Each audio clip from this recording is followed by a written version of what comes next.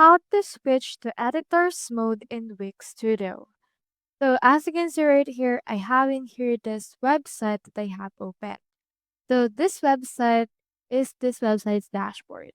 In order to actually edit or enter the editor's mode in Wix, what you can do is you can click onto this edit site option right here. If you click onto these three dots, it will only show you the view live site, renaming, transferring, duplicating, and the likes. For this case, let's click onto this edit site and this will open the editor of your Wix. So it may take some time for this to load since it depends on how great or how big your site is. So just wait for it to successfully load altogether. Once it's done loading, you can see in here the actual website, and here is the actual Wix Studio editor. You can either add some elements, tweak, remove elements, and the likes. From in there, you can publish it as well.